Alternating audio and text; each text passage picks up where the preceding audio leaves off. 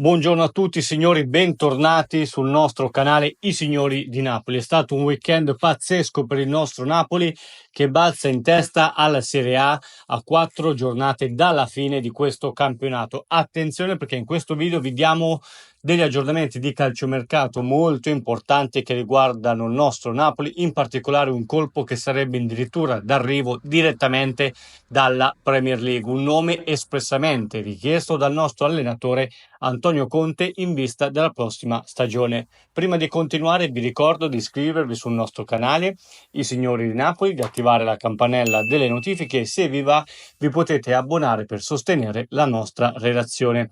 Allora signori, come sapete, ieri con la doppietta strepitosa di McTominay, acquisto clamoroso di Manna della scorsa stagione, il Napoli balza in testa alla classifica anche complice il risultato negativo dell'Inter contro la Roma, dove la squadra di Inzaghi ha perso per 1-0 con il gol di Sule.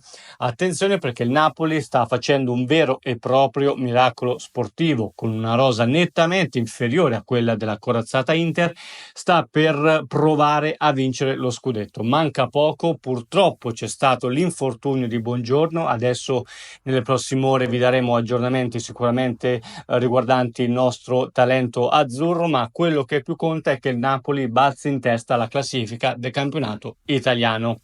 Ma come vi abbiamo già detto in diversi video, Manna è in questo momento anche alle prese con il calciomercato. Sì, perché vuole insieme a De Laurentiis consegnare ad Antonio Conte una rosa per la prossima stagione più completa possibile già per la partenza del ritiro, in modo tale che Conte possa lavorare per il più a lungo possibile con una rosa già al completo, come stesso ha chiarito, ha chiesto Antonio Conte in un colloquio con Aurelio De Laurentiis qualche giorno fa. Un Antonio Conte che vorrebbe pescare in Premier League, proprio fatto con McTominay, e Manna, detto fatto, si è fiondato su un colpo che ha del clamoroso, un colpo che porta il nome di Calvert-Lewin, giocatore dell'Everton, punta che si libererà a zero scusate, dell'inizio del calciomercato. È un nome richiesto, come vi dicevo, espressamente da Antonio Conte, che lo conosce benissimo. Calvert-Lewin è in grado di sia reggere partite titolari, nel senso che ha qualità molto molto importanti, ma allo stesso tempo potrebbe dare tranquillamente il cambio a Romelu Lukaku. Quindi ecco Calvert-Lewin in cima alla lista dei desideri di Antonio Conte per rinforzare il ruolo di punta centrale in vista della prossima stagione.